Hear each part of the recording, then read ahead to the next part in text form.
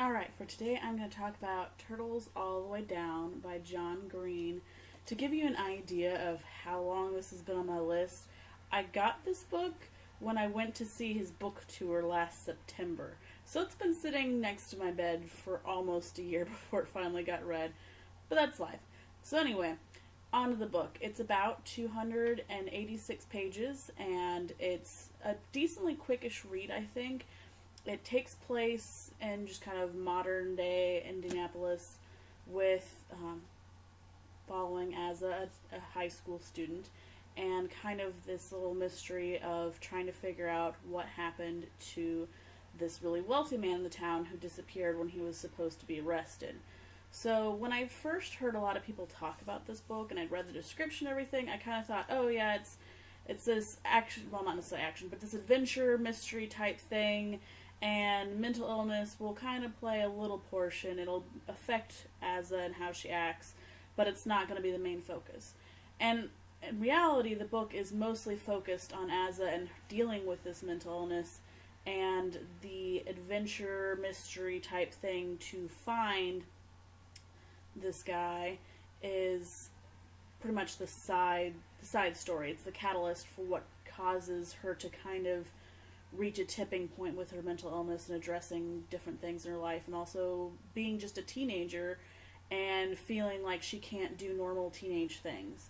I know a lot of people said they really related to this book with just understanding thought spirals, and so if you have dealt with anything like that, I think you would really enjoy the book. I kind of liked seeing someone in a book that had similar instances. I never experienced anything quite as intense as what you see in this book, but to also know that that's what some people go through is very helpful to me in a way. As terms of age range for this book, I think it's totally fine. I mean, it's geared towards young adults. I think it's good for young adults and up. For younger kids, it kind of depends on how you feel about them dealing with reading just kind of different ideas and different situations that people don't necessarily like to always talk about with younger kids. But I also think it's a totally safe book for middle schoolers as well, and then depending on the maturity level of anybody younger than middle school age, but definitely enjoyable.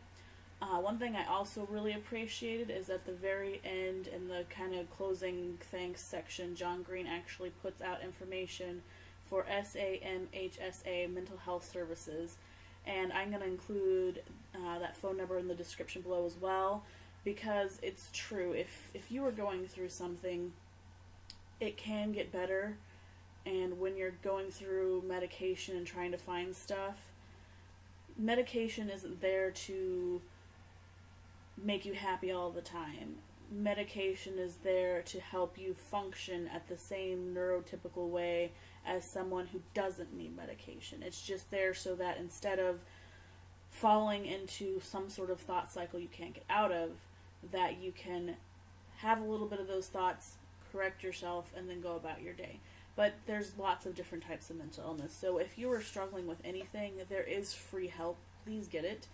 I also think if you're struggling with something, you would like this book. I think it would help you kind of understand where you sit by going and watching Asa's journey. You can kind of sit and see how it reflects your own journey. And then I also appreciate that it does reflect on Asa's relationship with her mom. It also shows how her relationship with her best friend Daisy is affected by years of going through this. And then it also shows how her potential romantic relationship was affected with Davis by also having to do that. So I appreciate it touched on lots of different relationships. It's a pretty good read. I think I'll keep it in my library. It also helps that I have a signed copy, which makes me kind of happy. So that's definitely staying in my library. I don't know about the audiobook version because I haven't even listened to it, but I imagine it would probably just fine to listen to, and definitely worth checking out and taking a read. I have some other videos of John Green stories if you want to check those out as well. And if you have any suggestions for books I should add, again, my list is long, but I'm finally getting to it, so add those in the comments. I'd love to hear from you. If you've read this book, agree, disagree, have your own thoughts on it. I would love to hear from you as well. So please comment, subscribe, whatever, and we'll see you next time.